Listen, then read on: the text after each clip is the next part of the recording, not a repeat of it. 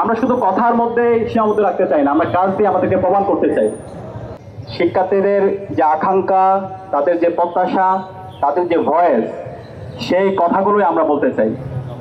এবং আমাদের ইশতেহারের মধ্যে তার প্রতিচ্ছবি আপনারা দেখতে পাবেন। এবং ইশতেহারের ক্ষেত্রে আমরা সবার আগে শুরুতে যে কাজটা করার চেষ্টা করেছি, আমরা বলেছি 6 ইয়েস 6 নো। 6টা জিনিসকে আমরা সবসময় হা বলবো, যেটার জন্য গত 16 বছর ধরে ক্যাম্পাসে আমাদের শিক্ষার্থীদের অধিকারের জন্য আমরা লড়াই করেছি, সংগ্রাম করেছি, কথা বলেছি।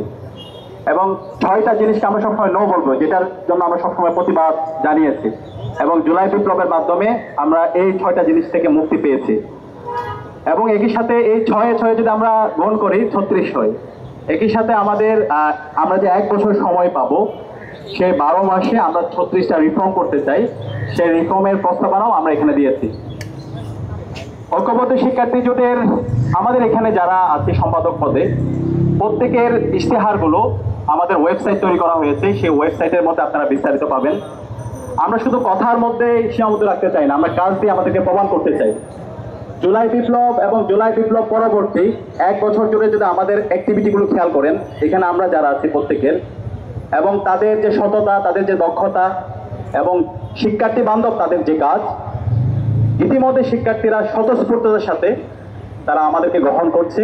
এবং আমরা আশা রাখছি আসন্ন ডাকসু নির্বাচনে 9 তারিখ আমরা শিক্ষার্থীদের স্বতঃস্ফূর্ত রেসপন্স পেয়ে আমাদের পুরো জোটের ভূমিধ্বজ বিজয় হবে ইনশাআল্লাহ। এবং একই সাথে আমাদের ঐক্যবদ্ধ শিক্ষার্থী জোটের এইখানে আমরা যে 36টা রিফর্মের কথা বলেছি, সেই রিফর্মগুলো কোন মাসে কোন কাজটা আমরা করব, সেটার এক্সিকিউটিভ প্ল্যানটাও আমাদের করা শেষ। কোন সপ্তাহে কোন কাজ হবে সেই প্ল্যানটাও আমাদের করা হয়ে গিয়েছে। তো আপনারা আমাদের সম্পাদকীয় যারা আছে তাদের থেকে আপনারা শুনতে পাবেন। তো আমরা আশা রাখবো আমাদের যারা বন্ধুপ্রতিম ছাত্র সংগঠন আছে, যারা ইন্ডিপেন্ডেন্ট অ্যাক্টিভিস্ট আছে, তারাও ঐক্যবদ্ধ শিক্ষার্থী জোটের মতো তারা আইডিয়ার প্রতিযোগিতা করবে। শিক্ষার্থীদেরকে নিয়ে তাদের ভাবনাগুলো তারা শেয়ার করবে, তাদের আকাঙ্ক্ষার কথাগুলো বলবে। এবং এই দায় দিয়ে দেওয়ার রাজনীতি, ট্যাগিংয়ের রাজনীতি, ফ্রেমিংয়ের রাজনীতি থেকে তারা বেরিয়ে আসবে। এবং যে 6টি হার কথা বলেছি, সেই জায়গায় আমি ডাকসুতে আজকে আমরা যারা নির্বাচন করছি, আমাদের এই জায়গায় সবার কনসেনসাস আসা দরকার।